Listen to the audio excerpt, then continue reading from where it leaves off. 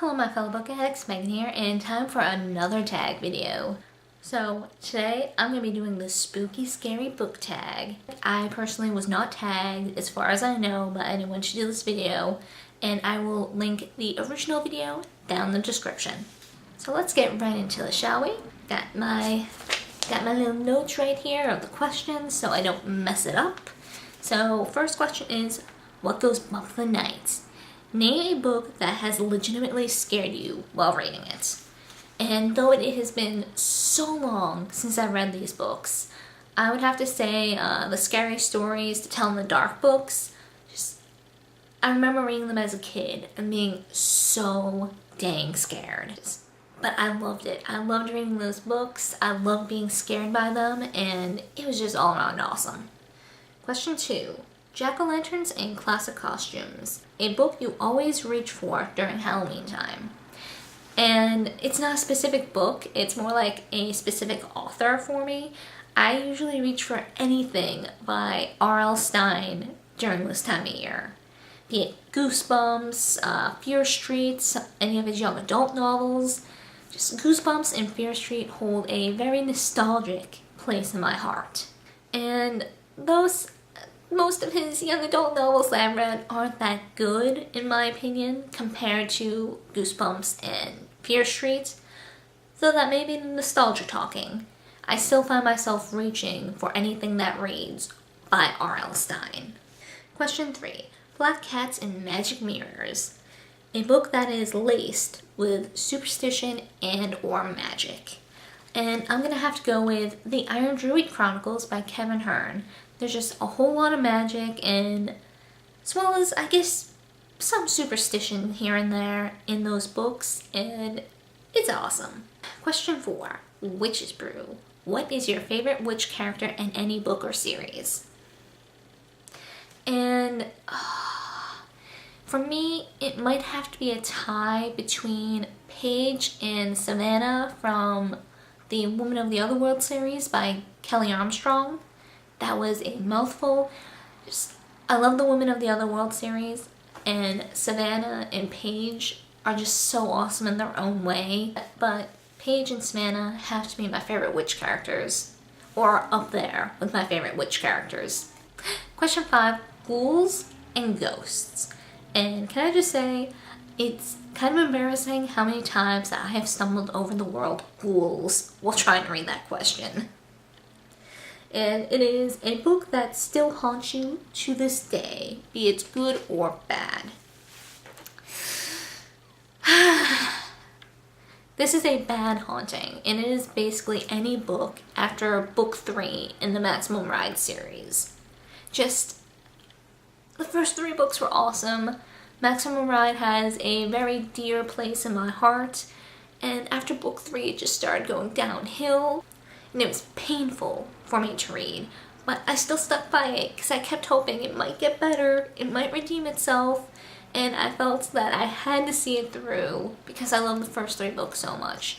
But it didn't improve. The last 2 books actually got worse, and just how bad it has gotten has haunted me to this day. Question 6. Haunted Graveyard. You're all alone in a haunted graveyard. You get 1 book to give you comfort. Which is it? The first thing that popped in my head for this question is, why the heck am I in a haunted graveyard? And then I realized I'm in Massachusetts, a reasonably short drive from Salem. I like going on ghost tours, and yeah, it's not that hard to find a supposedly haunted graveyard in Massachusetts, especially around Salem. So yeah, I could probably very well see myself in a haunted graveyard, be it because I'm on a ghost tour or because I am curious.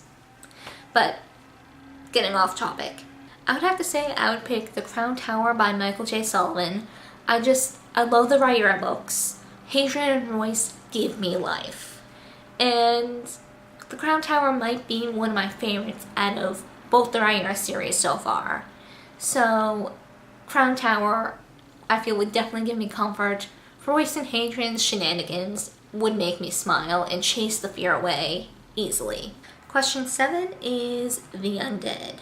Favorite supernatural creatures to read about, be it And it can be anything. It could be zombies, it could be werewolves, it could be vampires. I have to say my favorite might be the Fae.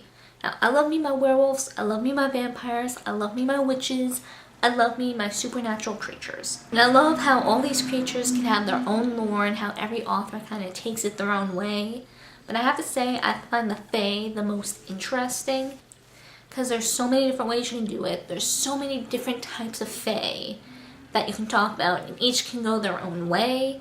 And I just love seeing the variety provided by the Fae.